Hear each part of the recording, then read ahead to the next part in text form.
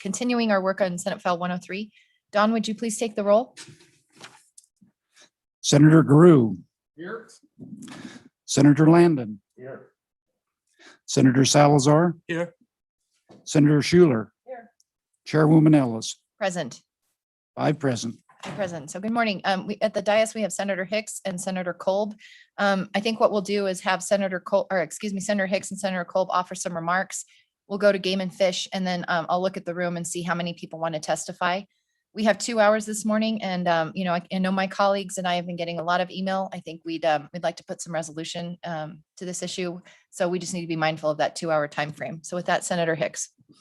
Madam Chairman and members of the committee, Tuesday when I provided you some materials, there was a handwritten flow chart that I provided you. And in the wee hours of the evening, as I was working that up, I inadvertently made a mistake in how that flow chart works. So in the interim of the last 2 days, I've had the department has provided a corrected flow chart for those non-resident applicants. So what you have before you, what I tried to do was simplify a complex system. And Madam Chairman, I messed up. So what I provided you wasn't correct. Now, that being said, it doesn't necessarily change the outcome of the results. In other words, if there's 4 sequences, 1, 2, 3, and 4, I swapped 3 and 2. So I had 1, 3, 2, and 4. The bottom line is still exactly the same as what I provided you. But just for your edification, what the department has also supplied. So if you look at the one on your chart now that says Elk Draw Current, that shows 84% on the left-hand column go to residents and 16% go to non-residents. You can look at the non-resident draw, which the bill tries to simplify that. The important point is the first people that come out are the non-resident landowners, and the points and the random. What I had shown you the other day was the block number 5 where it says quota. That then is split as an applicant comes in and they'll choose to apply for either the special draw or the regular draw. And then if you follow that down, then that is split. So then you look at the orange boxes down there. There's 4 potential outcomes of those 2 draws. Madam Chairman and members of the committee, if you will just flip the page now, this is the effect of what the bill does when it comes to the non-resident drawing. Now, as a non-resident, you will go in and you will put in for a license and apply for an elk license. That's the simplification process. You'll either end up, if you have preference points and enough preference points to draw, you'll draw. Any of those that don't draw are then shifted over into the random draw. That's the simplification that the bill does. This does a very good flow chart, Madam Chairman. Shows you how it reduces the complexity and simplification of the application process. If you look at the next one, and I am not going to walk through it, Madam Chairman, I know you've got a lot of people that testify. It shows you the same thing for the antelope and elk draw. The first one is the current system. And if you flip the bill or flip the page and look at the next one, it shows you what it does, what the bill's effect will be on that non-resident antelope and deer draw. Madam Chairman, I just wanted to make sure that the record was correct on that. The information that's been provided to you today is the effect of the current system and the effect of the bill. With that, Madam Chairman, I just wanted to give the committee and the audience that are listening a little bit of history on how we got here today. In 2016, myself and several representatives and senators sponsored a bill that only dealt with 9010 for moose, sheep, goat applications. And in a discussion that I'd had with some members of the outfitting industry at the time, they said, we don't like it, but the elk and deer and antelope is kind of our bread and butter. And I said, okay, we'll just do the 9010. Ran the bill, and quite frankly, the Wyoming Outfitters and Guides Association come in and did the full court press and everything they could to kill it. That was 2016. So continuing the effort to try to work with the outfitting industry and the Wyoming Outfitters and Guides Association, last year we had brought a bill. Members of the public had met with the board and we had presented the bill to the Wyoming Outfitters and Guides Association. We had gone so far as to set aside that 30% of all non-resident licenses would have to contract with a licensed outfitter and guide if they drew a license here in the state of Wyoming. It was soundly rejected by the outfitters and guides. It is not like, Madam Chairman and members of the committee, that we haven't been on a 4 or 5 year journey and trying to find and compromise a reasonable outcome to this issue of allocation. As recently as last Monday or Tuesday, when you took this bill up, I was approached by several outfitters that I have in high regard, and they'd asked me if I'd pull the bill. And I said I would consider it under one circumstance, members of the committee, and that was if the task force that's currently been formed would take this up. And if the task force came out of there with a recommendation of 90-10, that they would support it. And while they do not speak for every outfitter, and they do not speak for the Wyoming Outfitters and Guides Association or the board, they said, no, we will oppose it. And so, Madam Chairman, whatever the outcome of the vote is today, this bill will be back in some form or fashion. Because we just have not been able to get to a point where we can have a reasonable discussion and try to craft a solution to this. When you've been told no, no, no, and no, it makes it difficult, and consequently we end up here. Madam Chairman, I'm going to close out my comments. This has not been a difficult issue. I want to state for the record, I am not anti-outfitter. In fact, I think they provide a tremendous service to the people of the state of Wyoming. I have personally contracted with outfitters in the state of Wyoming myself. I've contracted with outfitters all over North America and other Western states. They are professionals, they do a good job, and we should commend them for the work they do.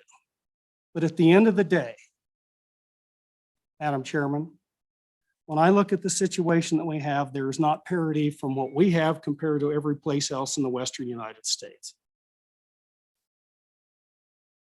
It's an asset allocation situation. It's a classic supply and demand.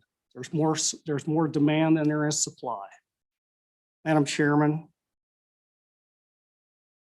I know last year there was over 110,000 big game licenses sold to residents in the state of Wyoming. Those are the licenses sold. That doesn't include all the applicants. At the end of the day, I have to make a choice, no different than you. I represent 19,000. Many of those people apply for those licenses, and they've asked this bill to come before the legislature. That's the people I represent. I have licensed outfitters in my district, but at the end of the day, I have libertarians in my district. I have Constitutional Party in my district. I have Democrats in my district, and I'm a Republican. And I have a responsibility to try to represent them all to the best of my ability. And sometimes that means you got to take really tough decisions and tough votes. This is a tough vote. I understand that. But at the end of the day, I have to vote for the people that have the largest vote and the voters that I represent, what the will of the majority is. Madam Chairman, thank you. That's the end of my comments. Thank you. Questions for Senator Hicks? Seeing none, thank you, Senator. Senator Kolb. Thank you, Madam Chairman and members of the committee. I can add to what Larry has spoken about, particularly about the last thing that was spoken about. You know, I too represent 19,000 folks in Sweetwater County.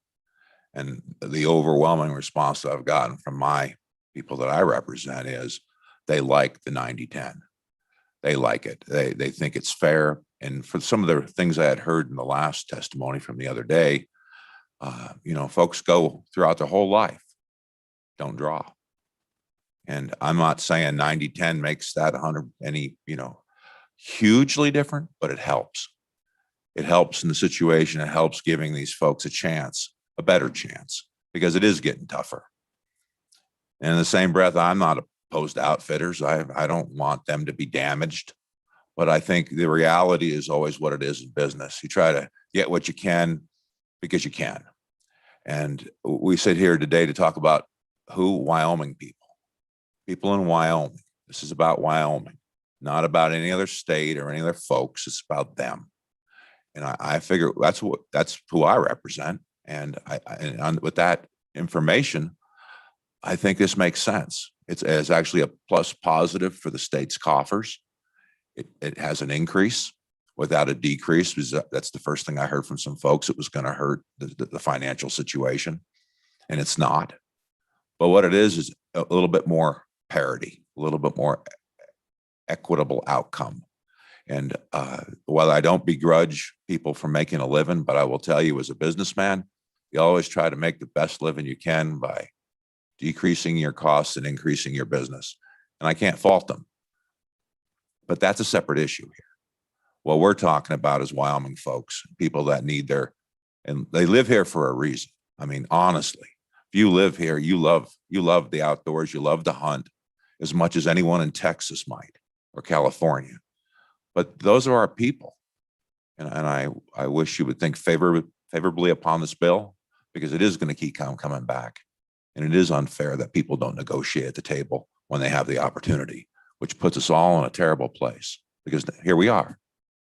And I wish you would look favorably on this and move this bill out of committee. Thank you, Madam Chairman and members of the committee. Thank you. And Senator, any questions for Senator Kolb? Seeing none, thank you. Let's go to Game and Fish. I believe they're online. If LSO would admit them, that would be great.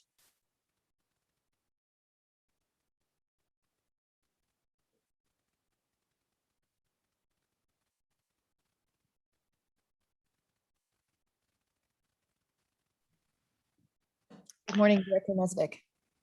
Good morning, Madam Chairman and members of the committee. I'm Brian Esvik, Director of the Wyoming Game and Fish Department. I have here in the room with me today on my end, our Chief Game Warden, Rick King, as well as our Chief of our Fiscal Division, Greg Phipps.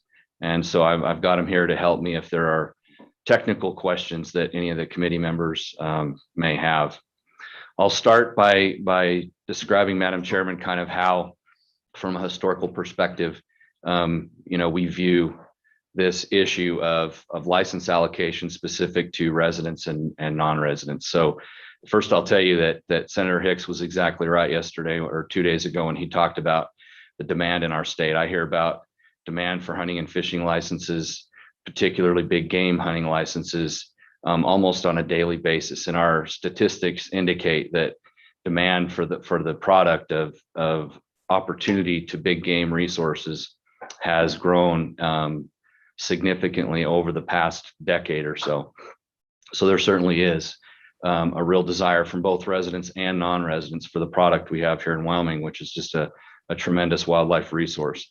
I also agree with Senator Hicks in the complexity of our licensing system. And I think because we have people that care so deeply about our resources and how we allocate them, that's led us to a point where we have this very complex system. And I think Senator Hicks did a good job on Tuesday of outlining all of the different components of how the department goes about receiving applicants and then allocating the opportunity through seasons and license quotas that are developed by the Wyoming Game and Fish Department based on science and on the ground wildlife management data. So because this issue has come before and because of the demand, I knew that there was a likelihood that we would continue to be required to provide information on impacts to the department from this type of legislation and from any kind of change that might come to our license draw system and the allocation to residents and non-residents. With that in mind, I felt like I really had a responsibility to provide the department's absolute best estimates of how this type of legislation could potentially affect the department, and also what other concerns may be, second and third order effects that we could see that could come down the road from any kind of similar legislation. So I directed staff 9 months ago after the last session, after dealing with a similar bill last session, I directed them to do a deep dive and conduct the most thorough analysis they possibly could using the parameters of the last bill to do this analysis. And they did a very, very good job. They met my intent.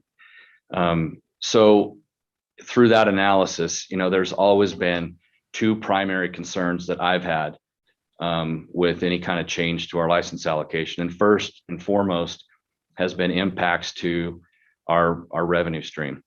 We receive about 64% of our total revenue comes from the sale of hunting and fishing licenses. And as you and the members of the committee know, we are completely a non-general fund agency. And so we are self-funded, and we rely on other sources of revenue to be able to do the things that we do in the department. Out of that 64% of our license revenue, about 77% of that comes from non-residents. Because of that, financial impacts to lowering the allocation to non-residents are real. And this analysis that I had our staff put together this last year really outlined that and talked in detail about several different scenarios, as Senator Hicks described on Tuesday. The other thing I would note too is that at the end of the day, 86% of the department's revenue comes from hunters and fishermen, because another significant portion of our revenue comes from Pittman Robertson, Dingle Johnson, federal acts that provide revenue to the department from excise taxes on sporting goods, firearms, ammunition, fishing tackle, those kind of things, and that's a national tax. So that was my first concern, and as we worked through this with and provided this information to Senator Hicks, and he drafted the bill, the current version of the bill that you're all looking at today addresses that concern that I've had. My ask to Senator Hicks was that anything that he was going to draft, that it had either a cost neutral or some kind of a positive benefit financially to the department for potentially unforeseen changes in our revenue that may come from things we can't predict, like changes in how many people buy preference points, changes in how many people are applying for licenses. So in this bill, that concern has been addressed. My second concern was for our abilities to manage wildlife, particularly in those places that are dominated by private land.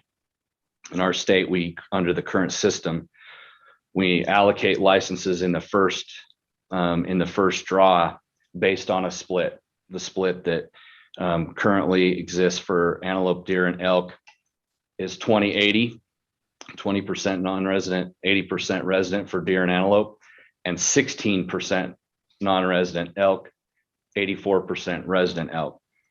And so it's important in those areas where although the licenses are not taken by residents, that we're able then to get those licenses to the people who have access on those private lands, which in many, many cases are non-residents. And as an example, in Northeast Wyoming, there are some hunt areas where by the time we're done at the end of the entire process, prior to hunting season, upwards of 40%, even as high as sometimes as 50% of antelope licenses end up being issued to non-residents. That ability for the department is absolutely critical to maintain that, because simply put, the access to those resources is controlled by those private landowners, and simply put, that those licenses won't all get sold because of the access issue if we don't have the ability after the first draw to issue those to residents or non-residents.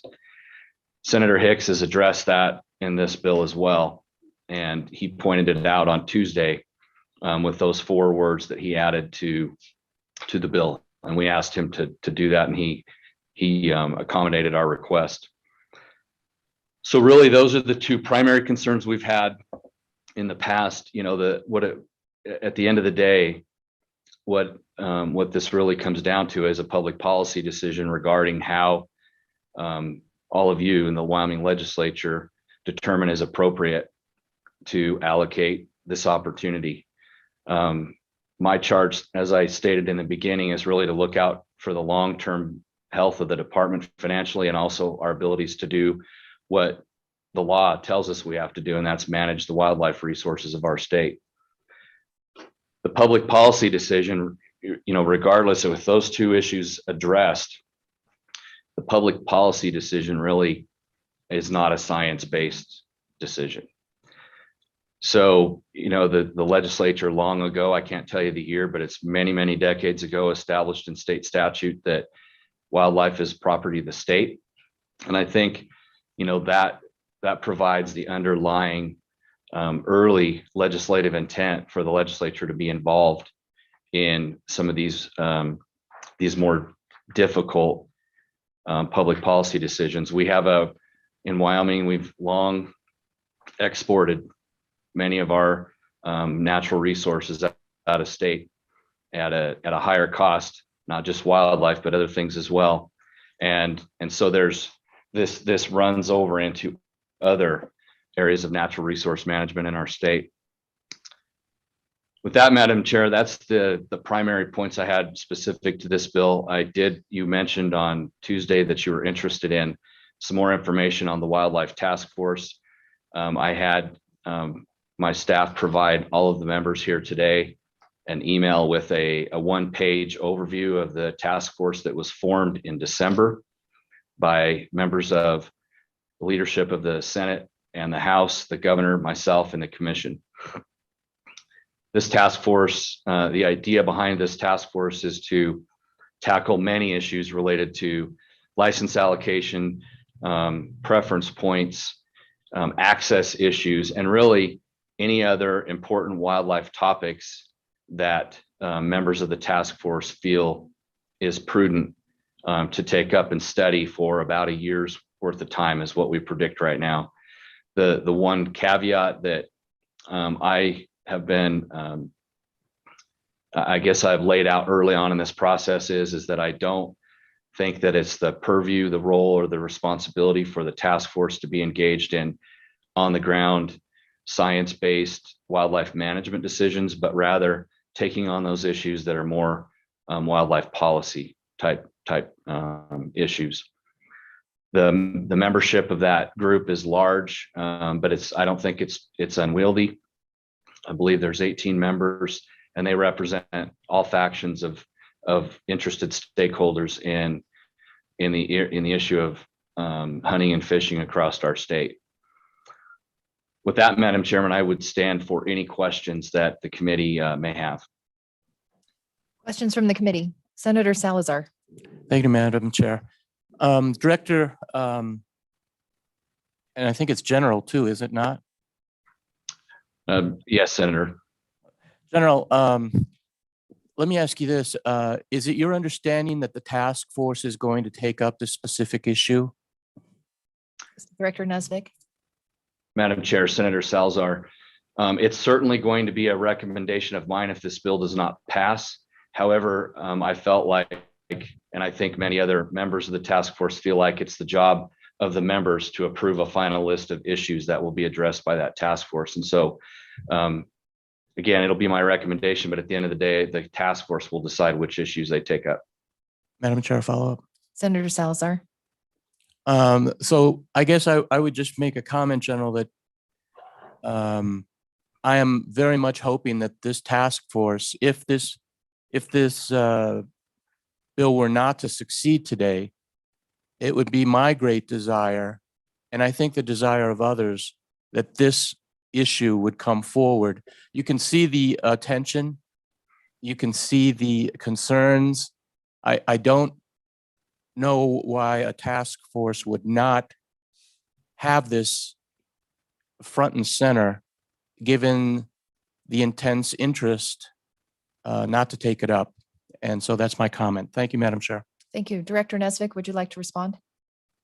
Thank you, Madam Chair. And I would just tell Senator Salazar, I will certainly pass along your comments to the committee. And there are actually members of the committee in the room there today, including Senator Hicks. Ready. And thank you, Senator Landon. Madam Chairman, thank you very much. Director, thank you for being here. I would just say ditto to my friend from Riverton. I think I can't imagine any topic being more important than this one for the task force if this bill is not to go through. My question, Director, this morning, I think I heard that approximately 75% of the revenue for your department comes from out of state. I just wanted to verify if I wrote that down correctly. Director Nesvik. Madam Chair, Senator Landon, that's not exactly accurate. So 64% of our total revenue comes from the sale of hunting and fishing licenses. Out of that 64%, 77% of it comes from non-resident license sales. The only thing I would add to that is that the federal excise tax revenue, which is another large chunk, approximately 22%, is obviously, it does come from out of state folks, but not through the sale of hunting and fishing licenses. Follow-up Thank questions, you. Senator Landon? Thank you, Madam Chairman, for that clarification. Director, I wonder if you have evaluated any further. I haven't had a chance to do this, and that's part of the catch-up mode that I feel like I'm in on some of these issues. This particular bill puts a lot of the onus on the out-of-state applicants in terms of this increase in revenue to the department. How much of that percentage is going to rest with the residents? You rightly pointed out that we no longer support the Game and Fish Department with our tax revenues. So it's really all about these licenses. And one of the questions that I was going to ask at some point this morning is whether or not consideration was given to, if we increase opportunity for our in-state hunters, have we talked to them about what that would mean, how much they would be willing to support the department in that situation? Have you talked about that at the department level? Director Nesvik. Madam Chair, Senator Landon, in this bill, we didn't make recommendations to Senator Hicks on specific license fee amounts for non-residents or residents. We simply provided him scenarios basically of what it would take for an increase in license sales in order to make this cost neutral for the department. As far as I guess the bigger part of your question, Senator Landon, in the past, we have talked with members of the public about their willingness to pay more in license fees. I would say that there is significant support from residents, and there is significant opposition as well. I couldn't quantify for you a percentage of Wyoming residents that are willing to pay more for their hunting licenses. I would say that there hasn't been a license fee increase, a significant one for residents since 2008. But as far as any kind of quantifiable data, I don't have that for you, Senator Landon. Madam Chairman, Senator Landon. Director, thank you for your candor on that. Really appreciate it. Further questions for Director Nesvik? Senator Schuler. Thank you, Madam Chairman. Yeah, my question, I guess, I looked at the fiscal impact that was prepared by your department, and looks like it's going to be about 55,000 to implement some of these changes. But overall, it appears as though we're going to have a net increase of about 8 million. So I guess my question is, first of all, how long do you think it'll take to, if this does go through, to make those changes, and maybe even educate the public on these changes as well? Thank you. Director Nesvik. Madam Chair, Senator Schuler. So, we would need some time to do some programming changes. But I think that if we would be able to do that within, the next several months if this bill was to pass. As far as educating the public, we would certainly make a significant effort through our communications section to message the changes to the public. And then all of these changes eventually would result in the commission having to take action as well. And certainly all of the commission's actions and final decisions go through the entire public process, and including a period where people are allowed to comment before the commission takes it up, and then a public meeting where the commission takes the issue up just like all of you do in public, and then a final vote. So there would be opportunities for the public along the way to be informed. And I think, as you probably have all seen from what I've picked up reading between the lines, it sounds like there's already many public members, both in opposition and support, that are well aware of this right now. Further questions for Director Nesvik? I have a few, Director. So at his initial presentation, Senator Hicks talked about the bifurcated nature of this bill, that if we wanted to take out the first part dealing with the 90-10, we could, and the rest of it would remain, trying to simplify that process. Did you do an analysis, or do you have a sense of how that might affect if we were to take the 90-10 out and just worked the rest of the bill to try and eliminate some of this confusion on the schematic of how those licenses go? Can you comment on whether or not that would change the fiscal impact or anything of that sort? Yeah, Madam Chairman, we don't have, and we did not do a fiscal impact on a bifurcated bill. We did consider the fiscal impact for the entire bill. And if it does, if the committee so chooses to go that direction, we will provide a new analysis. I don't have that for you today about what only changing the special and the regular license portion of this bill would do financially, but we could fairly quickly provide that if this bill goes in that direction today.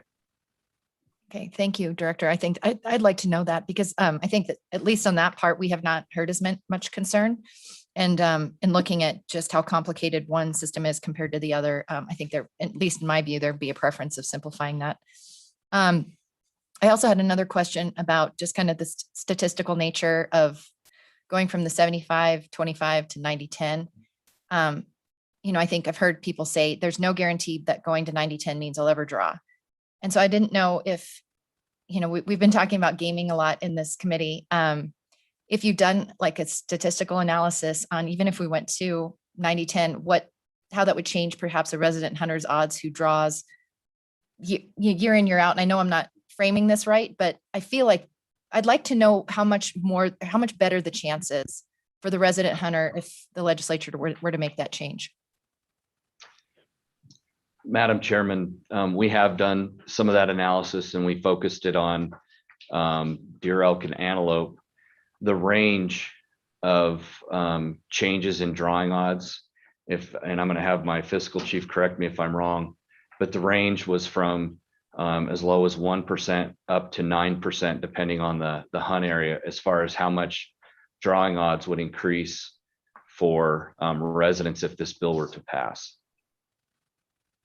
And I'm going to have him look that up specifically and correct me if you want to continue with your questions. I'll update that information if he tells me I'm wrong. Thank you. And if I don't want to get lost in those numbers, but if you do have something that you could email us that we could look at, I would like to know just what that kind of would look like and mean. But I'm guessing there are a lot of numbers associated with that. Committee members, any other questions for the department? Director Nesvik, if you don't mind just kind of hanging out in the wings in case something comes up and we have a question with your expertise, we certainly appreciate it. Yeah, Madam Chair, just for the record, I do want to make sure that I'm real clear on my last comment, in that I talked specifically about elk, deer, and antelope, and that it's much different for bighorn sheep, mountain goat, and moose. And moose and bighorn sheep are reliant on 75% of the successful applicants having the highest number of preference points. And so it's a little different scenario, and those numbers would be less for those. And again, it's pretty complex, but we can send you the analysis that we have on that right now. Thank you. And I think you were clear. I have it in my notes, deer, elk and antelope. So thank you. I appreciate that. Mhm. Alrighty. How about let me just look in the audience and get a sense of how many people who would like to testify. If you would just raise your hand. I've got one, two, three, let me start again. 1, 2, 3, 4, 5, 6, 7, 8. And then I know we've got 4 in the waiting room. How about we start with, Madam Chair, we actually have 12 people in the waiting room, and if they could raise their yellow virtual hand, so we can know if all 12 of those people want to testify or if they just want to listen in. So if members of the public could please raise your yellow virtual hand at the bottom of your screen if you're in the waiting room, that will give Chairman Ellis a sense of public comment. I see 10. Have enough coffee. And 12 in the virtual, maybe.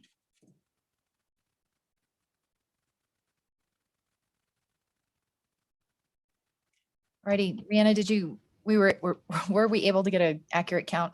It looks like 3 at this point. So when you open it up virtually, we can bring them in. And then if anybody else wants to, we can bring them in at a later time. Alrighty, senators, I think we'll start doing public comment for people in the room, and then we'll move to the virtual participants. Everyone, like I said, if you want this bill to have some action taken on it today, let's try and keep our testimony to no more than 5 minutes. I will kind of start keeping track and just kind of remind you of that 5-minute mark. So just let's work this bill. Feel free to raise who would like to go first. How about we hear from Mr. Novotny?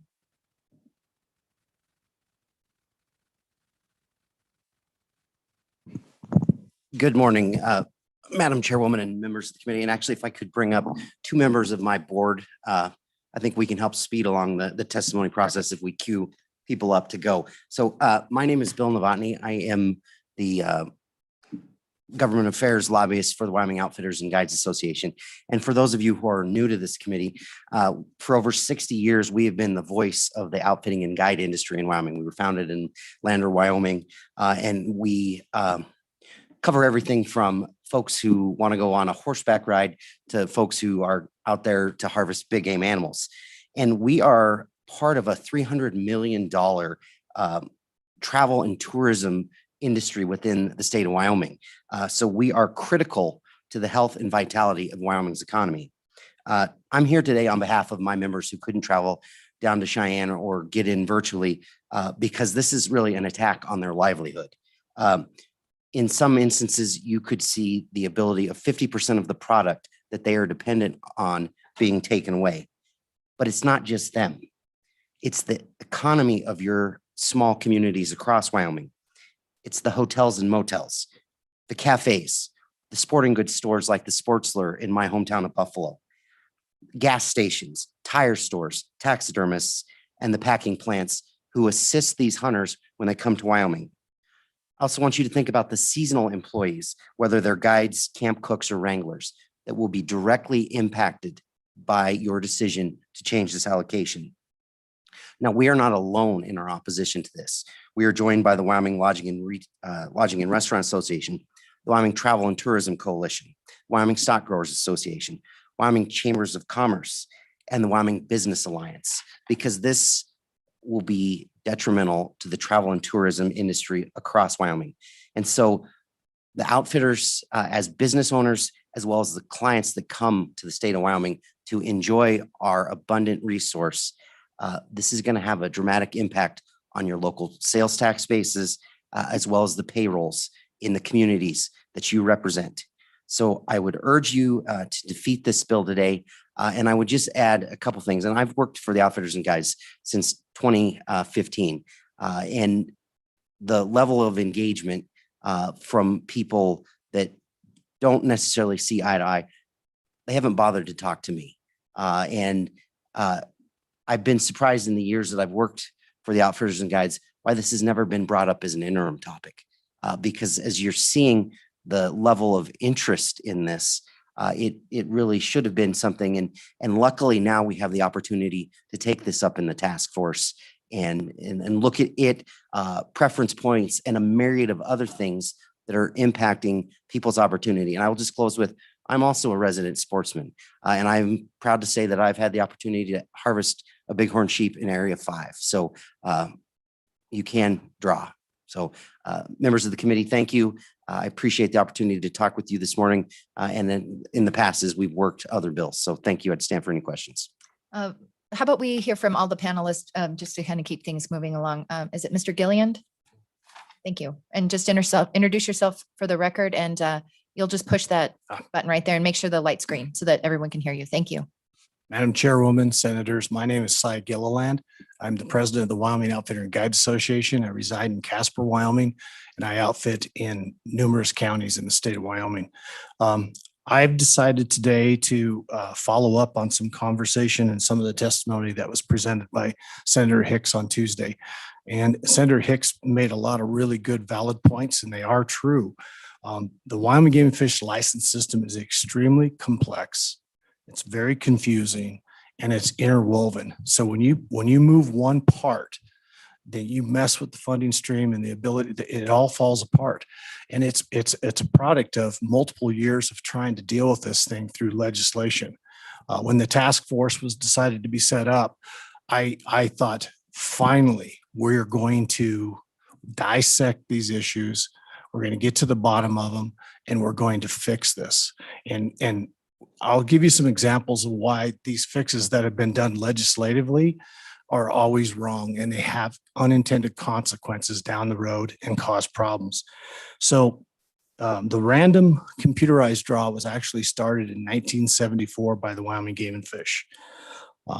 I became an outfitter right in that same time, 1977.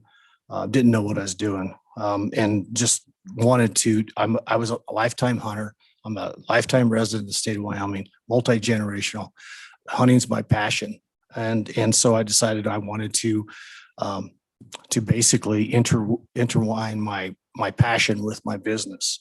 So in 1987, there was a group of outfitters. There was 50 of us got together, and we formed a thing called the Owls Pack.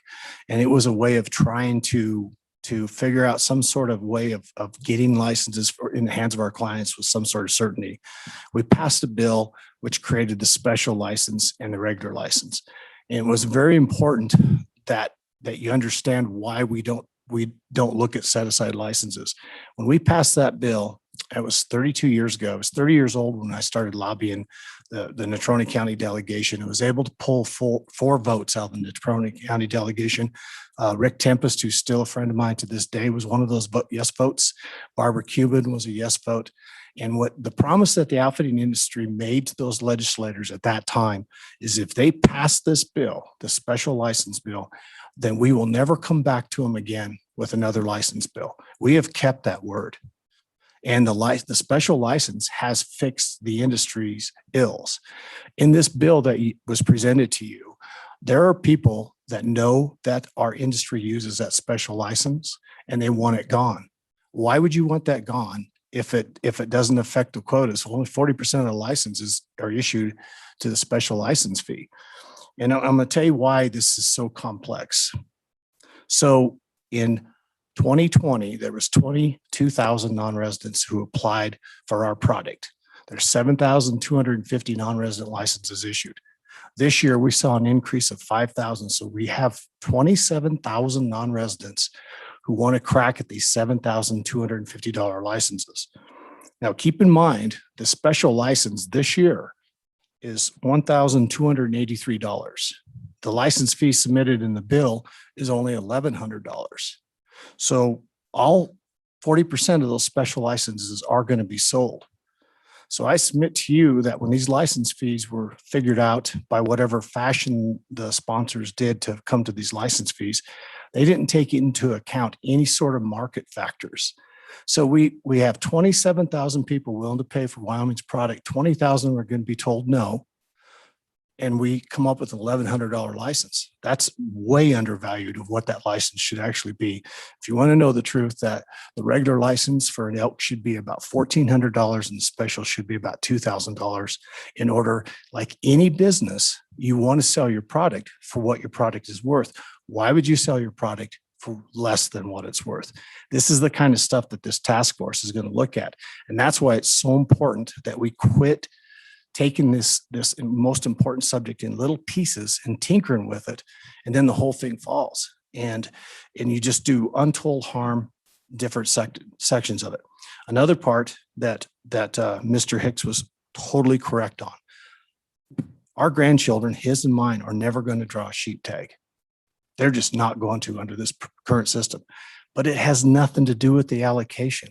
You could give 100% of Wyoming sheep tags to the resident hunters, and my grandchildren are still not going to draw a sheep tag. Why? Because that's not what's broken. What's broken is the preference point system that we have. We created 26 years ago. That's broken. A 12-year-old entering into that system now will never draw a sheep tag. And we really screwed up. We had the opportunity a number of times to make those tags once in a lifetime. We really screwed up by not doing that. I've drawn my sheep tag. I shot it in 2013. I made a personal promise to myself. I will never put in for another sheep tag again. That's greedy.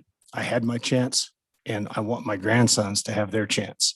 So the task force has to look at that. Going to a 90-10 right now, you pass this bill, the resident hunters are going to be back here in 2 years because it's not going to fix the problem. They're still going to be dissatisfied. You have to get rid of the preference point system or modify it or change it. And you have to make these licenses once in a lifetime. And I submit you have to go back retroactively. I think you have to go all the way back 26 years. Say if you drew a sheep or moose permit in that time frame, you had your chance. We got to give the kids an opportunity. That's the only way you're going to fix it. This 90-10 is only going to cause more heartache because it's a false hope. Giving these residents a false hope that this is going to work, that's not correct. We can't do that. Okay. So Mr. Yes, Gilliland, ma'am. if we could just start Wrap it wrapping up? up. Yep. Thank Okay. you. I have a tendency to overspeak. So what I do basically too. am trying to say is that I was appointed to the task force. Okay. I've been fighting legislative battles my whole outfitting career, and I'm tired of it. I firmly believe this task force is going to work. As the lone representative of the outfitting industry, I'm going into this thing with my eyes wide open. I give you my promise, Senator Salazar. I am going to do everything I can to convince the outfitting industry that we have to change things. And if you give us a chance to let this task force work, I will look each one of you in the eye. I'll call you once a month and I'll tell you what the progress we're making. It is our only hope to get this right. I'm tired of fighting this battle. I'd love to spend the next 10 years of my outfitting career without coming down here, doing this fire drill every year to try to fix something this isn't even going to fix. Thank you. Okay. And then we'll hear from Mr. Livingston and then questions from the committee. Thank you. Madam Chair, members of the committee, I'll yield some of my, it looks like I already yielded some of my time to size, but I'm used to that. I'm going to be very brief. My name is Lee Livingston. I'm a 36-year guide from Park County, Wyoming, 26-year outfitter owner from Park County, Wyoming. You're going to hear a lot from the outfitters about what this is going to do, what it's not going to do. I'm going to speak to you as a resident hunter. I provided every one of you, I hope, last night. It's Cowboys and Computers. I'm not sure if you got it, and I'm not sure it came out easy to read. But one of the big arguments for this is, and you hear it see it out there on the internet, and you hear it in the comments, is other states are doing it. Well, Wyoming is very unique. We've always been unique, and that's one of the reasons we like being here. We kind of march to the beat of our own drum. Other states need to do this. If you looked at the bar graph, and it wasn't the greatest, we threw it together pretty quick yesterday, but other states have very high people population. They don't have the robust wildlife populations compared to the people populations that we do in Wyoming. Over the last 36 years, I've really been active in hunting. I've drawn, I think, I was trying to figure it out on the road trip over here this morning, probably 10 type 1 elk licenses, maybe 8, somewhere in that line. I have not put in every year for 36 years. But I've had 8 to 10 of those type 1 licenses. I've also had a sheep tag. I've also had a moose tag. Any of the times that I have chosen not to apply for a limited quota elk tag or deer tag, if I wanted to hunt, I went to the hardware store and I bought one across the counter. We have the opportunity as residents in this state right now under the current allocation system. I can wind up hunting 1 bull elk, 2 cow elk, 1 mule deer buck, 1 doe mule deer. one whitetail buck, unlimited whitetail doe over there in eastern Wyoming. And there are draws that are 100% for me to get a buck antelope tag and 2 doe antelope tags. We have a lot of opportunity. So I don't think that's really necessary to create more opportunity. As it was mentioned by Director Nesvik and by Cy, if this changes, it's not going to change what the residents are really after, and that is the hard to draw moose, sheep, goat tags, and some of those type 1 special elk tags. I too am a lifetime resident of Wyoming. I also have been appointed to the task force as a county commissioner. And I will make the same promise that Cy did. I'll keep you informed. And this topic will be a task force topic if I have anything to do with it. I thank you very much for your time, and I'll take any questions. Thank you, gentlemen. Questions from the committee? Seeing none, thank you. Who else in the audience would like to testify? How about we go with Mr. Magagna?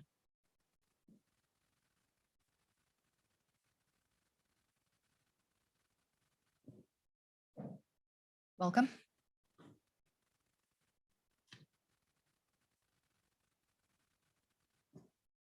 Thank you, Madam Chair. Jim McGagnon with the Wyoming Stockgrowers Association. And members of the committee, I want to clarify before I offer any comments that we're looking at this legislation strictly from the perspective of private landowners across the state who provide much of the habitat for our wildlife, as well as the hunting opportunities for many of our sportsmen, both non-resident and resident in the state. And as the challenges that our ranchers face across the state have grown, particularly the financial and economic challenges, we look widely for various opportunities that exist for landowners to have alternate sources of revenue in order to keep them on the land, to keep our family farmers and ranches viable, and to keep that habitat provided. Because if they're forced out of business, the lands get sold for subdivisions, wildlife habitat is lost. If the lands get sold to wealthy out-of-state interests, often public access is lost for hunting and fishing. So that's the perspective we look at this. And at this point, this is very complex, but we're very concerned with what the impacts of this bill would be.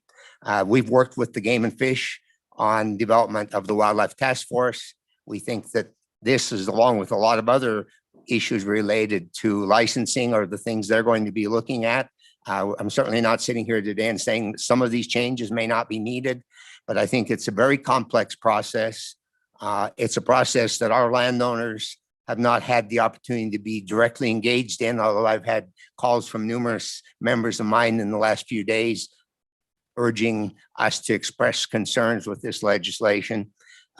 We just think that the way to approach this, to identify any needed changes, is through the Wildlife Task Force.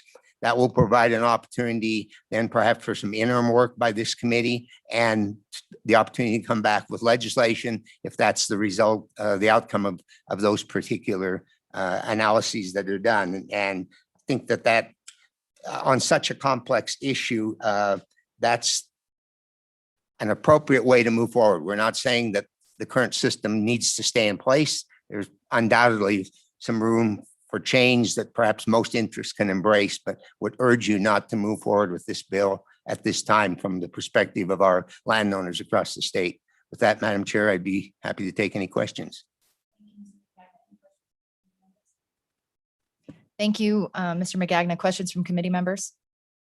I have one. I'm looking at the list of who's been appointed to the commission, and I don't necessarily see someone from your association on there.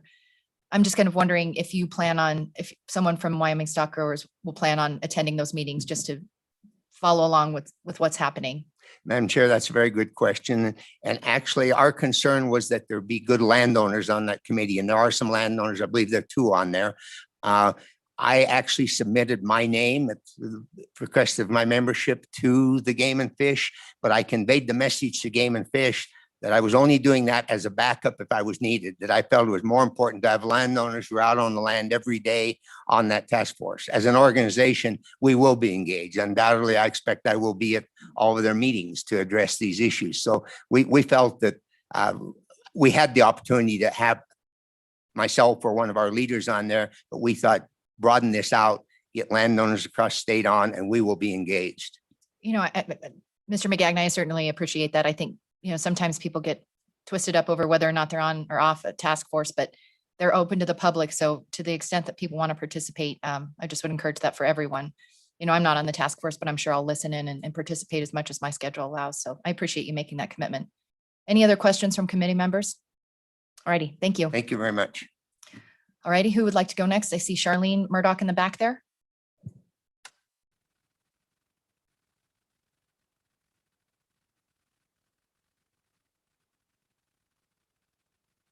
Thank you, Chairwoman Ellis and committee members. Is your mic on? Yep, it looks like it. All right, can you hear me? Yes, and Very I good. just want to recognize that Representative Worf just came in. I believe he's a co-sponsor of this bill. Welcome, Representative. Please proceed, Ms. Murdoch. Thank you, Chairwoman Ellis and committee members. I'm Charlene Murdoch. I represent the Wyoming Business and Industry Federation. We are a coalition of chambers of commerce from throughout the state. We cover all four corners of the state and most of the communities in between.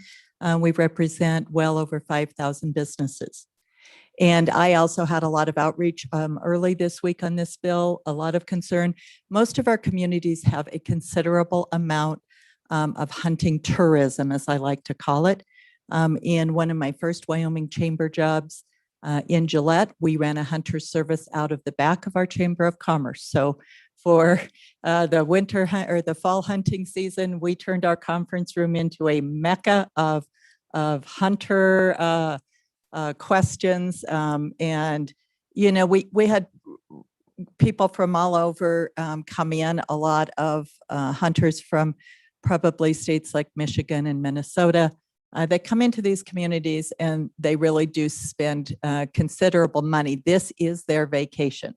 So just as in our state, we support tourism for the summer months for our communities, there is also a fall season, and that involves these hunters coming in. Really, and I think Mr. Novotny spoke of this, but I just wanted to clarify or not clarify, but reiterate the importance of this to our hotels, our restaurants, our local businesses. So, you know, when you think about a week's of vacation for hunters, and these are guys that, you know, like to enjoy their time here. So it is important to our communities. I certainly do not have any technical knowledge on the split, on the percentages, but just please do know that this is very important to our communities. And we would ask you just to take this into careful consideration. If there's an opportunity to study it in the interim or through this task force, and that seems to be the better option to make a well-informed decision for everyone involved, then we would support that. Stand for questions. Thank you, Ms. Murdoch. Questions from committee members? Seeing none, thank you for being with us this morning. Thank you. Who else would like to speak in the audience? Mr. Betts, welcome. Oh, Senator Landon. Yes. Am I Welcome. on, Madam Chair? If your green light is on your microphone, It's on. welcome, former Representative Betts. Welcome back to the Thank legislature. you. Thank you. My name is Bud Betts from DuBois. We are Dude Ranchers Outfitters. We also own the fly shop in DuBois. So we're heavily invested in time and money and our lifestyles in tourism. I'm also the vice president of the Wyoming Outfitter Guides Association, as well as I was just recently appointed to the Wyoming Board of Tourism, which oversees, of course, the Office of Tourism. So I'll just be real brief and then I'll end with a joke. It's always good to have a joke in these intense times.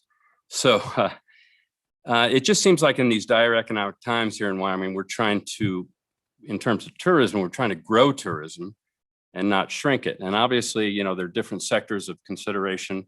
Director Nesvik was very appropriate in saying there's public policy areas of these issues as well as science areas. So this is just in a pure business sense. Like I said, we're trying to grow tourism and not shrink it. So what we're trying to do at the Office of Tourism is to generate more value-added tourism, what with increasing visitor spending and encouraging longer stays. These outfitted trips, which we would lose based on this bill, would take us in a different direction than that in terms of creating more value-added tourism opportunities for helping the economic vitality of the state.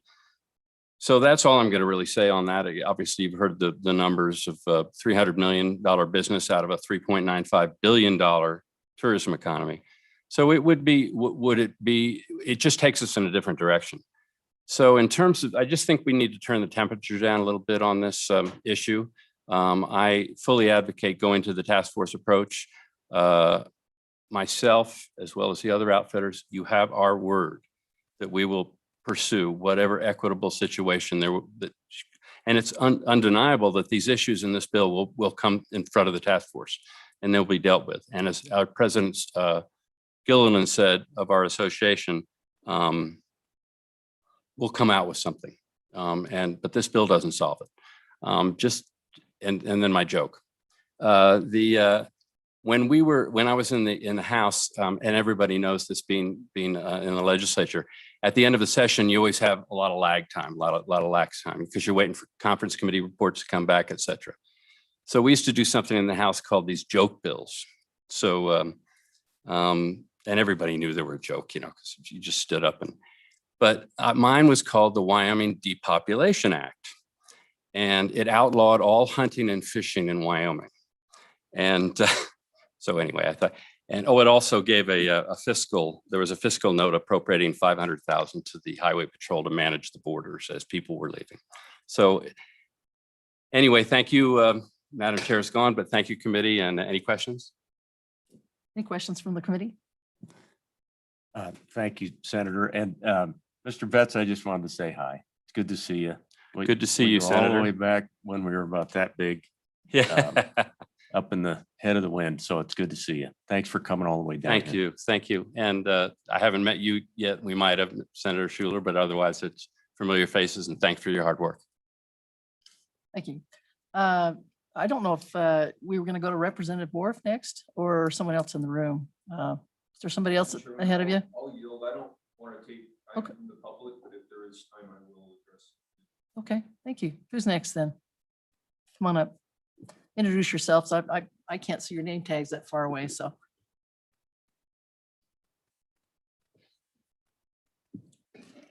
Senator Schuler and senators, my name's Jeff Smith. I'm an active board member for the Wyoming Outfitters and Guides Association. I'm also a directed board member of the State Board of Outfitters that licenses outfitters. And I'm also an outfitter out of Sundance. Over there in Crook County. My wife, Deb, and I, we started the business back in the early 90s. Since we've been doing this full time since 1993, we slowly have grown our business over there. And for the last 12 years now, we've been, a pretty big outfitter in this state. Currently, we have 7 full-time employees who work for us year round right now, and they're Crook County residents, basically live in Sundance there. During the season, however, though, we employ as many as 42 people during the season. And that our season basically runs from April the whole way through the end of November. During that time period, we have a $600,000 payroll. Included in that, with the growth we have done, we also lease from at least 22 different landowners, ranchers in the state, where annually we pay approximately $400,000 a year in trespass fees and leases to ranchers. Most of them are in Northeast Wyoming. And just as Senator Hicks pointed out, this bill here would not, do much to harm that we're getting deer license in Northeast Wyoming. However, in the scope of our business, we do have limited quota camps in the western side of the state, Johnson County, Bighorn County, we're in Fremont County. There it is limited quota. There, I would stand to lose. Deb and I would stand to lose, and our business would stand to lose half of those licenses. And running a business, losing that part of it financially would be a big, concern to us. With everything that we have established and done in Sundance with the people that we patronize, the Napa Parts Store, Grossenberg, John Deere, Cassidy's Feed Store, the Sundance Hardware. Our being in Crook County, I felt has been a very positive income financially for employing people and that kind of thing in Crook County. And I would like for you guys to consider voting no on this bill to let the task force figure it out and see where it goes from there. So I appreciate your time and I would answer any questions. Questions for Mr. Smith, the committee? Okay. Thank you so much for your testimony. If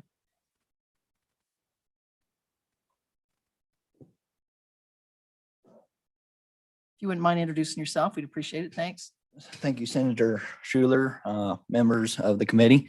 My name is Tyler Sims. I'm from McFadden, Wyoming. I'm also an active board member for Wyoming Outfitter and Guides Association. I'm also a landowner, and I also lease a lot of ranches down here in southeastern Wyoming. We use non-resident hunters for managing our elk population. Right now, down here in southeastern Wyoming, we got a lot of cow elk, and they're always, the recruitment is unbelievable. And so with this being said, if we go to a 90-10 bill, it's going to be harder for our non-resident hunters to be able to draw those cow tags. And right now, a resident hunter, the commission allows a resident hunter to have 1 bull tag and 2 cow tags. And that, I don't know why anybody would need 3 elk tags for 1 person. But what I'm saying with this, this last year, I was unable to draw all my non-resident hunters for cow elk. And so I allowed a few resident hunters to hunt some of the private leases I have. With this being said, I spent most of February trying to gather up landowner coupons that is already paid for to make sure that the ranchers got the landowner coupons, just to make sure everything's up and up. With this being said, I just appreciate your guys' time, appreciate the opportunity to be here and talk for you, or not for you, in front of you. And if you guys have any questions, I'd appreciate it. Questions for Mr. Sims, anyone? No. Committee? All right. Thank you for your testimony. Appreciate it. Anyone else in the room? Come on up.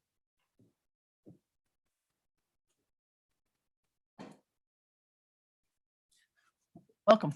Thank you, Senator Schuler, committee. I'm Dustin Stetter. I'm a 2nd-generation outfitter. My wife is a 3rd-generation outfitter. And I would just urge you to take a really hard look at this. I've been doing this my entire life. If this bill were to pass, I would take a hard look at selling our business. And I would speak to the question about how it actually benefits the resident sports person.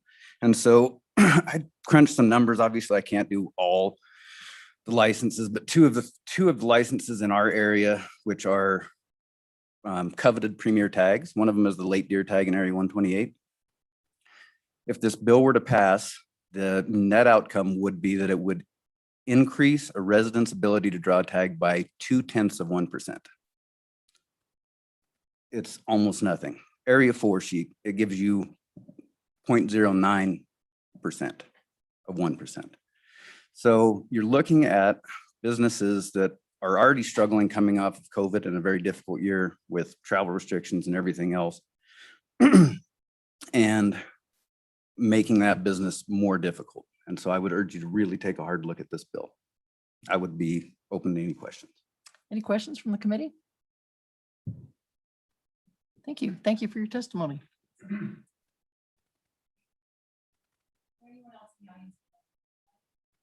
Is there anyone else in the audience who would like to testify?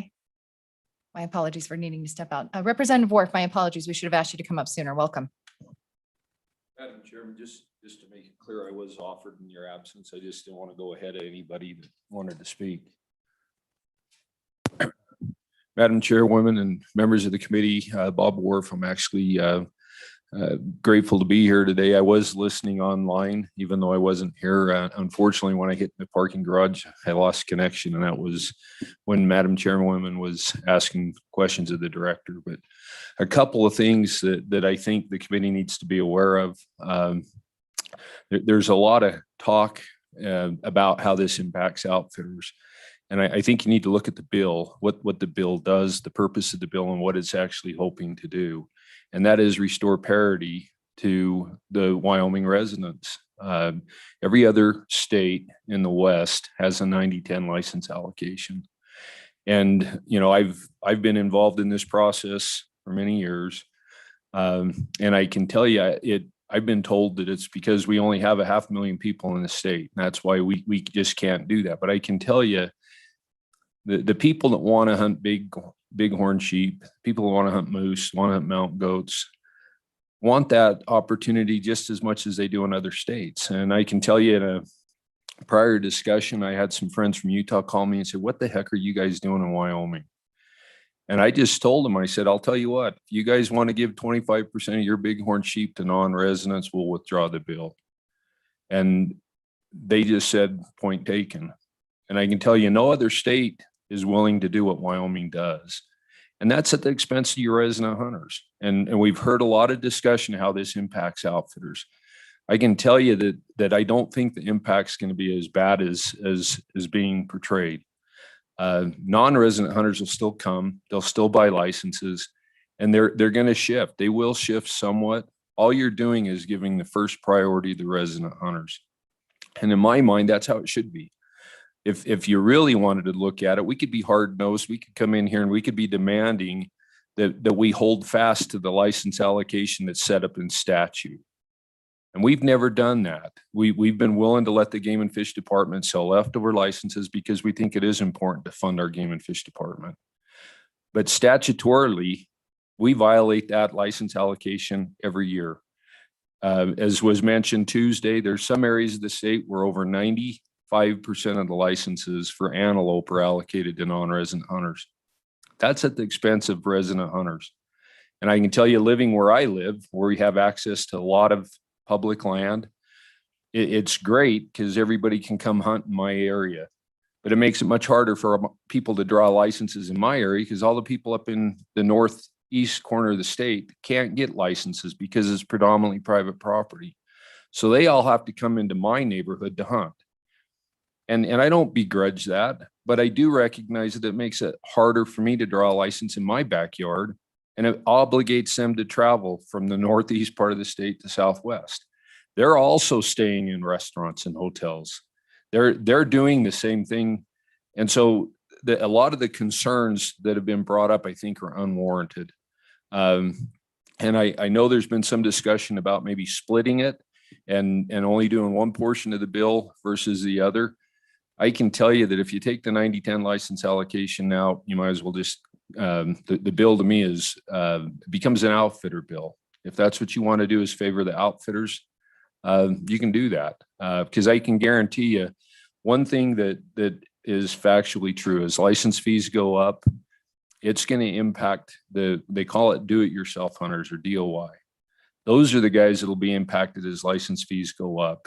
And the reality is a guy that's paying, $5,000-$6,000 for a guided hunt, not going to bat an eye at the license fee increases because it's a small portion of their actual cost. So I just want the committee to understand that if you pull out the 90-10 license allocation, you're hurting resident hunters is what you're doing. And I'll tell you why. In a prior life, I represented local sportsmen. And I can tell you their biggest concern was as license fees go up, it's changing the dynamics. We are becoming more and more of a rich man sport. And it's a concern I have. It's a concern that I shared with my members. And I think that's something that you need to be cognizant of. I actually supported the bill. And I think the way that Senator Hicks presented it and informed this committee how he came up with those numbers, it makes sense. But to me, it is alarming to see how much it's starting to cost. And I can tell you, you should already realize this, but we can only be a resident of one state. That means all the other states we're hunting in were non-residents. And as I see those fees increase, it is troubling. I don't want to get to the European method where the only people that can hunt are the people that have money. We don't want to be in the king's game. And that's something we need to be concerned about. And I think if you split this bill, I think that's what you're doing. The other thing I've heard is discussions about you guys kicking this off and letting the task force deal with it. I would urge you not to do that. There's no assurances, no guarantees that they will. And there's people here that are saying that they'll do their darndest. They'll do everything they can. But I can tell you the decision, I think, is a policy decision that comes right back to you. We are all elected officials. We've been tasked with deciding how these wildlife resources are managed in the state. And like it or not, this is a tough decision. I don't say it lightly. I support outfitting, even though they don't think that. I value what they do. They provide services that are very needed. And I think it's more fear of change than reality. I don't think the impacts are going to be as bad. I think the bill does everything it can to protect them. And yeah, there is going to be some down in some of these areas where you have limited resources. There's going to be more competition between outfitting. But I can tell you that's not a bad thing. If you believe in capitalism, you believe that's the dynamics of our country. The guys that provide the better service that are there, they'll survive this. And yeah, there may be some that do go away. But I can tell you, this bill is really about equity for resident hunters. And that's what I want you to think about when it comes time to vote. Does it make any sense to have parity for Wyoming resident hunters as to surrounding states? And with that, Madam Chairwoman, I'll stop. I'll answer any questions that the committee may have. I appreciate the opportunity. Thank you, Representative Worf. Questions from committee members? Okay, seeing none, thank you for being with us today, and thank you for your comments. Is there anyone else in the audience that would like to comment on this bill? Alrighty, it's 9:16. We'll move to the virtual participants. So if LSO could let those in, or let those individuals in, my apologies. And I've got pretty good eyesight, but I might struggle to see your name. So make sure when you turn on your mics that you introduce yourself for the record.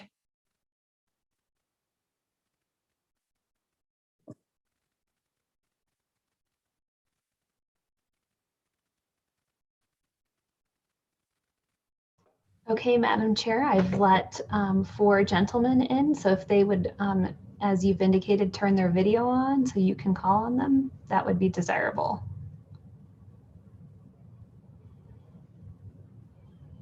Okay, I can see Joe up in the left-hand corner. We'll start with you. Introduce yourself, please, for the record. And then if we have any questions, all the questions go through the chairperson. And I can't see your last name, so we'll just make that known for the record. Thank you. Good morning. My name is Joe Voltmer. I appreciate the opportunity to testify even via Zoom. Frankly, this bill has helped me to learn a lot about the legislative process and how things happen in Wyoming. And as my stake in this, I guess, is I'm a Missouri resident, a non-resident hunter in Wyoming. As you can see, some of the pictures behind me, I have taken I've had the advantage or the privilege to hunt in Wyoming a handful of times. I'm a Missouri businessman that has spent thousands and thousands of dollars in Wyoming, and I plan to continue to do so. Frankly, I can't speculate on the effects of this bill, but I can tell you about the 3 different outfitters that I have hunts booked with over the next half of a decade have told me. And frankly, that is that I won't be able to draw the tags that I was previously planning on. What that means to you guys may not be anything because there's all sorts of moving parts here. But I think it's at least worth to hear that all of these outfitted hunts I have are $5,000 to $8,000. I love eating food, so I went on vacation, refused to bring any food, and only like to patronize local Wyoming businesses. It's what I've done before. It's what I'll continue to do. My wife has points in Wyoming. My dad has points in Wyoming. There's a guy outside my office I've convinced to buy points in Wyoming, so on and so forth. So I just hope you all consider the potential impact to the local Wyoming economy. As I promise that as long as the game doesn't change, I will continue to come as often as I can, as long as these outfitters will have me. I also, frankly, participate in other states and in their non-resident process. Right now, kind of is going the other way in Montana, where they're changing guaranteed tags to go to a sort of outfitter pool. So two different things here, but I can tell you, I really would prefer to be able to continue to spend my money with outfitters. I know one thing that was mentioned is this is to create a parity for residents and non-residents. One thing I'd like to make sure everybody remembers is that as a non-resident, I cannot hunt in your wilderness. So for me too, I have to stimulate your economy. I can tell you the outfitter I had a 28-minute phone call with yesterday talked about all the ways he spends his money in the local economy. So all that said, no matter what the rule is, I will continue to try to keep coming to Wyoming, but I know under the current set of rules, you will see me often. And hopefully I will continue to grow the pictures like this in my office behind me. So again, thank you for your time. Thanks for not making me drive to Wyoming, even though I love to do it. Hope everybody has a wonderful day. And if you have any questions for me, I don't have as a good joke to end with, but I'm happy to answer them. Thank you, Mr. Voltner. Any questions for our panelists? Thank you so much, sir. How about we go with, is it Matt Schwartz? Yep, Matt Schwartz. Can you hear me okay? Yes, thank you. Yep. Thanks, Madam Chair and Senators. I want to start off with, I'm an outfitter in Wyoming. I've been an outfitter for going on about 7 years. So pretty new to the industry, probably one of the youngest in the state now. But a couple of things I want to open up with. I'm an extremely avid hunter. I've also got a daughter who is turning 12 next year and really looking forward to her to be able to go hunting. As much as I would love her and myself to have a better chance at, drawing a license, I think with passing this bill is going to it's just kind of a selfish approach to, us having a better chance at drawing a license. The amount of impact on our economy it's way bigger than people anticipate. I think a lot of residents in favor of this bill they just think about, I have a better chance of hunting, or I'm going to draw a tag. And I think this bill misrepresents itself that, you will have, just a guaranteed option of getting a tag, and it definitely doesn't do that in a lot of areas. So, just to kind of portray, my hunts, a lot of my hunters, I would say well over half, tour Wyoming either before or after their hunt. They'll tour Yellowstone, or they'll go to Jackson, or they'll, go through our state to get to, South Dakota, whatever. A lot of the hotels I have to book in advance because they end up being booked up because of, a lot of non-resident hunters hitting them. Like Joe was saying, a lot of them want to eat at our local restaurants. It's not something that they bring food and are fully prepared. They love to eat at our local restaurants and support our, economy as much as they can. So they know it's a privilege to hunt here, and I just ask that you vote no to this bill and let our license committee take it on. Thank you so much. Questions for Mr. Schwartz? Thank you for your testimony today. Yep, thank you. All righty, I think I see, is it Mr. Rob Saul? Yes, ma'am. It's Rob Shaw. Can you hear me okay? Yes, thank you. Thank you so much for hearing my testimony today. My name is Rob Shaw. I'm a 5th generation Wyoming. I live in Hoback. I have 4 kids who are 6th generation. And the question I have for you is why does the Wyoming legislature treat its resident hunters so much worse when it comes to tag allocation than the Montana, Idaho, Colorado, Utah, and all the other Western state legislatures? I think it's important to understand that these tags aren't just hunting tags. They represent experiences and memories. And just to put kind of the value of these experiences in play here, every year the Wyoming governor gets 25 tags to auction off, including 5 bighorn sheep tags. And we did a study taking a look at what those tags went for on the open market in 2018. The average price for a bighorn sheep tag, the governor tag, was $92,000. That's what these tags are, value of these tags are on the open market.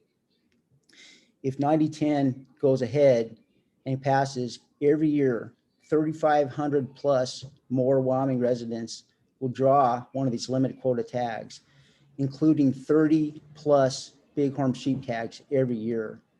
I understand the chances of drawing those tags is really low, but 30 more Wyoming residents will get one of these valuable tags every year that right now are going to non-resident hunters. Just in terms of the value of elk tags, limit quota elk tags, In 2018, the governor's limit quota elk tags, the average auction price is over $22,000. These are incredibly valued experiences and memories that are right now going to non-residents. There's a lot of emphasis now here to punt this issue to the new Wildlife Task Force, and I'd urge you not to do it. A couple reasons. First of all, again, every year, 3,500 plus tags that are going to non-resident hunters right now would be going to resident hunters. So if it takes 2 years to get this through, that's 7,500 memories and experiences. 3 years, another 10,000.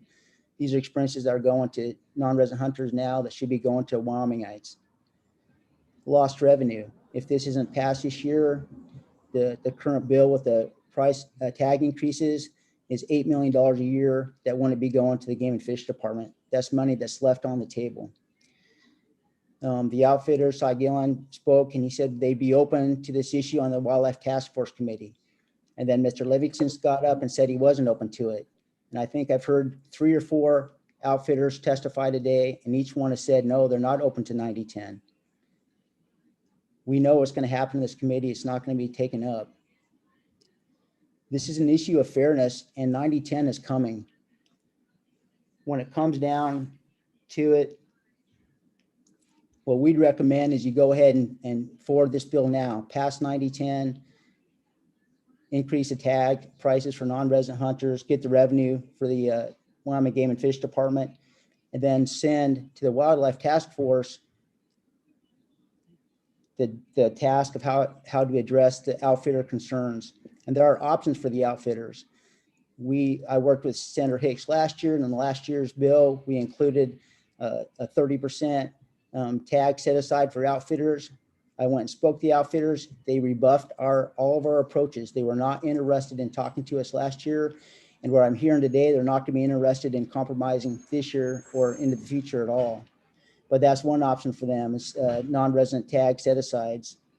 Alaska mandates that certain species go to need guides to be hunted: grizzly bear, sheep, mountain goat. That's another option that we can help out our outfitters. When it comes down to me and for us, is this is an issue of money versus memories. The outfitters are concerned about their money. The stock growers, the landowners, they get money from the outfitters for leases.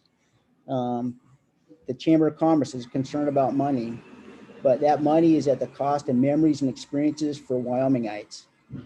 Let's be clear here in Wyoming, unless you're a real estate agent in Jackson or work in the oil and gas industry, minerals industry, you can make more money living somewhere else. So we live here, and a big reason we live here is because of the people and the hunting and the fishing and the outdoors. Hunting is a huge part of that.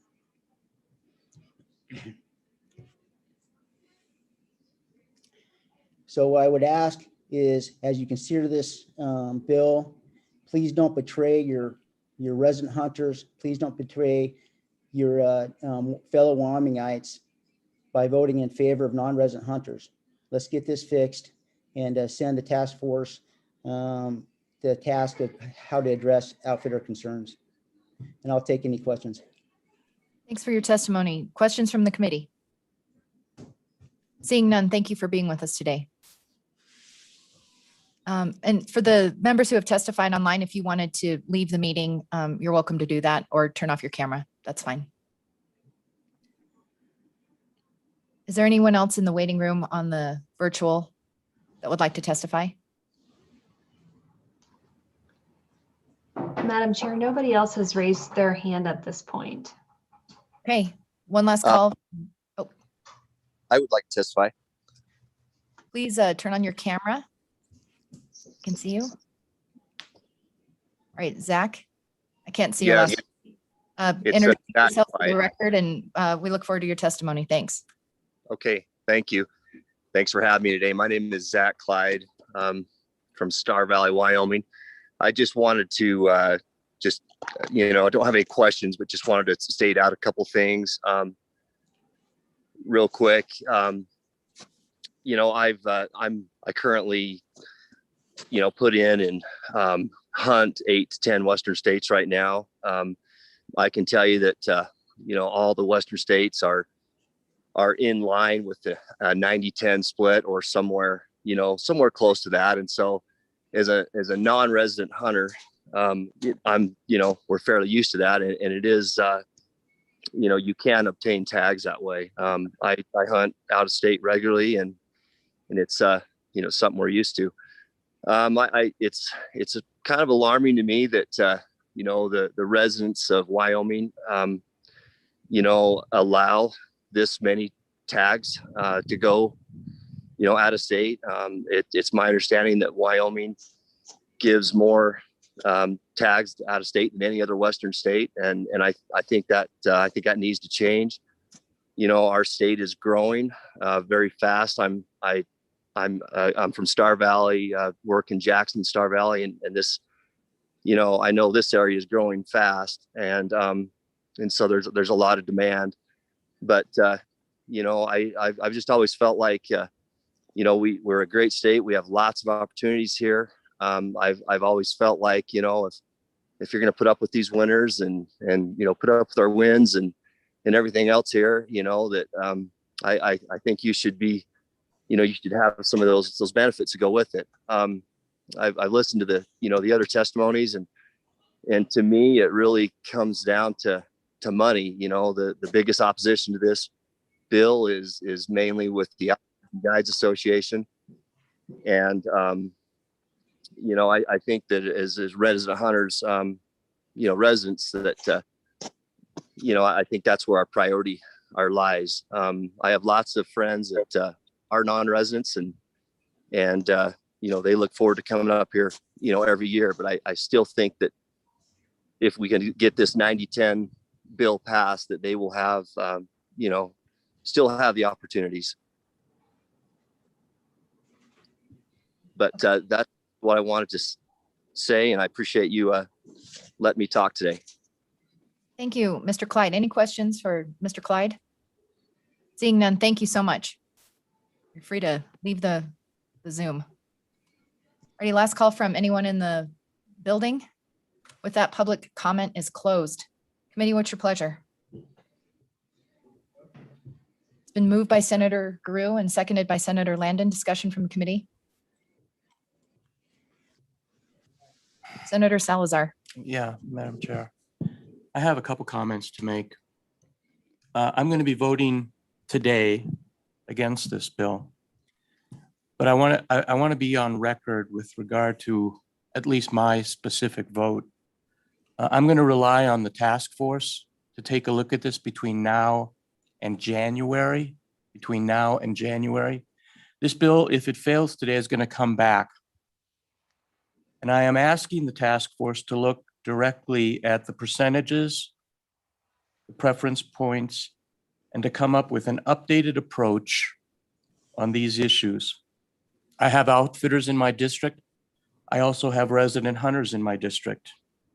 And I will say, and I hate to be blunt, but if the task force doesn't fix this, the state legislature will. And we'll do it in January.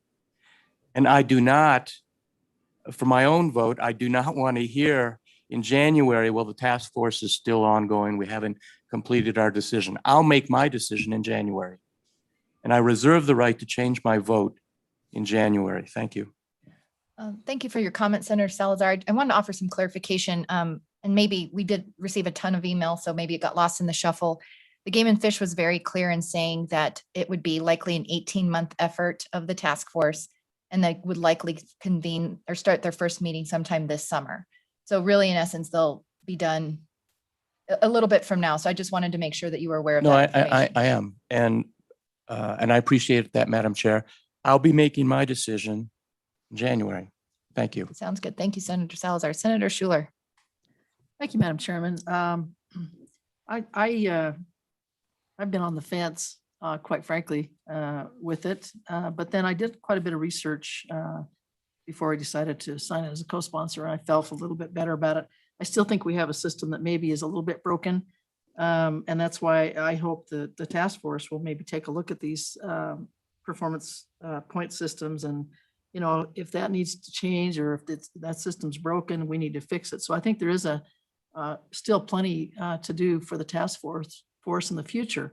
But for now, I'd at least like to move the bill and see the folks debate it on the floor and see what they think about it. Same way as Senator Salazar, I have folks on both sides of the issue that have lobbied me heavily, and I do in fact good friends that are outfitters. And I've had a couple conversations with them on the phone before I got here and once I got here. So I understand both sides of it, but right now I kind of lean more towards the residents, and I feel like that, those are the folks that, getting the opportunities to, more of them involved. I particularly am interested in making sure our youth get involved in hunting. And I think this potentially should be something that maybe will help our youth because again, if there's more tags available for our residents, then maybe we can get more of our young folks away from their electronics and maybe away from the TV and out there in the wild. So I'm leaning that way, but I do want to see our Senate be able to debate this on the floor. Thank you. Thank you. Other comments? Senator Landon. Thank you, Madam Chairman. I just wanted to salute Senator Hicks. I thought you have done a tremendous job this week on a very difficult topic.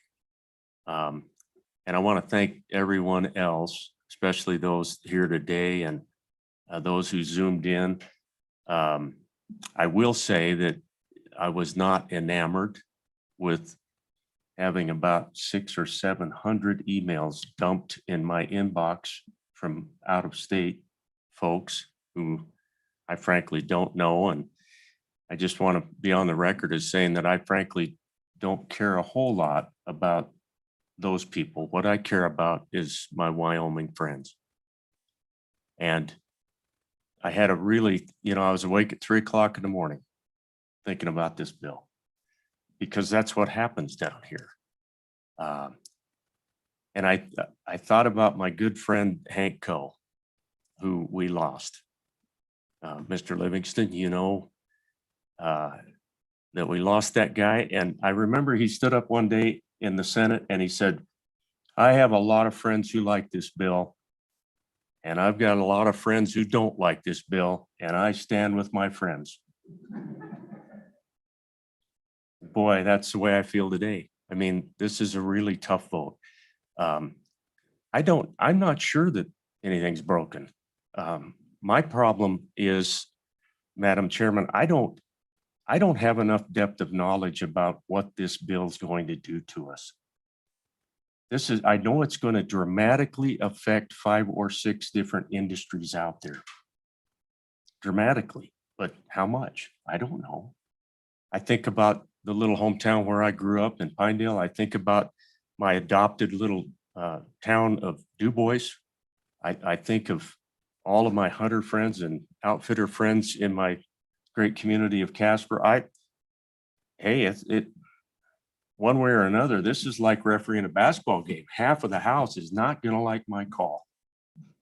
But today I'm not going to be able to support this bill. I don't think it's ready. I think we owe it to ourselves to have a comprehensive task force take a good look at all the issues that have been brought up during this discussion. Thank you, Madam Chair. Thank you, Senator. Senator Grew. Thank you, Madam Chair. One thing I've learned in this body that every bill is important to somebody. I've been surprised sometimes at who, but I know that to be true. When it comes to Senate File 103, over the last 48 hours, I've come to believe it's important to everybody. And the number of emails, the number of phone calls, I think everybody in the planet's got something to say about this bill. And I've had the good fortune to talk to a lot of them. But I too want to talk to you just for a second about the good senator from Baggs. And I know he felt genuinely bad about his little mistake. I can say, as I serve with the good senator, I know it did make him feel very bad, and that he works long hours in the committee we work on together. And I know he was sitting up late at night, just like you all were when you were working on your tables and charts. Just an honest mistake that anyone could make. And I know I've made him more often than he has by a lot. And I know he's very passionate about this issue. And I tell you what, I've learned a lot from him, not only on this issue, but on many others. With regards to the bill, I too feel that the task force needs to have a chance to do its work. I too will remember the comments that were made here today about promises made and make sure that they become promises kept. But I do have to add just a little onto that. I grew up or spent a lot of my time, feel like I grew up, I've lived there for over 40 years, up in my neck of the woods, where when the homesteaders came to my county, they couldn't farm because it was just too tough. Ranching was too tough. You couldn't get cows to grow, and winter times were tough. So very early on, they started building little cabins on their places and have dudes come up, spend the summer and work. And that was how they augmented their salaries. And then they'd come, or their livelihood. Then they'd have them come and hunt. And so for us up in my part of the country, it's part of what we are. The money that I make today in tourism, and it's the only job I've ever had, is working in tourism, is built on the shoulders of those folks and folks I've talked to this week. You know, folks up at Triangle X, folks at other ranches around. And I've heard a lot from them. Also heard a lot from a lot of other folks. Had a lot of good talks with people from out of state and in state about both sides of this issue, and they care very deeply and very passionately. So I urge the task force to do their work and take it seriously and to come to us with some answers. I agree with the good senator from the Wind River Basin there and said that when, you know, if we have to decide this, we will. But I just wanted y'all to know too, that for me, it's something that's very, very deep with me too, even though I don't hunt. I fish, but I don't hunt. But it's something that's part of our history and it's part of our heritage. And it's very important to me. So while I can't support this bill today, I'll be watching closely. Thank you, Madam Chairman. Thank you. You know, since everyone's kind of chimed in, I am a little baffled that this committee's never taken this up as an interim topic. You know, as long as you work things in the legislature, things are controversial. I serve on the education committee, and I can tell you it's impossible to get anything changed in there unless you really take a deep dive and have it as an interim topic. And so it is kind of interesting to me that this has not been brought up as an interim request for the TRW, or maybe it's been rejected. That said, you know, I do think the formation of the task force brings a lot of competing interests together. I'd like to learn more about it. And I can just assure you that I am concerned about the issues that have been presented, the potential problems, but I am concerned that this bill maybe doesn't go far enough. We heard some comments about people, you know, getting lucky enough to draw some of those, you know, special animals a couple times. I have a friend who drew 2 bison, and she, I mean, just the luck of the draw. So I want to make sure that we're really kind of looking at what some of those problems are. Is it just deer? Is it, or are we really just concerned about, you know, the bighorn sheep and other species? So with that, I do have concerns. But I will assure you that I will be asking my colleagues to make sure we're participating in the task force, that we're listening, that we're not just letting them do their work in isolation, that we'll be participating, not as obviously as formal appointed members, but so that we're informed, and that when we come back here, either this next year or the following year, that we're informed and we know what's going on. So I also have concerns about the bill. Any other comments from committee members? Don, would you take the roll? Senator Guru. Senator Landon. No. Senator Salazar. No. Senator Schuler. Chairwoman Ellis. 4 ayes, or I'm sorry, 4 noes, 1 aye. All righty, committee members, thank you. And thank you to everyone who made the trip to Cheyenne to be with us today and offer comments. Meeting's adjourned.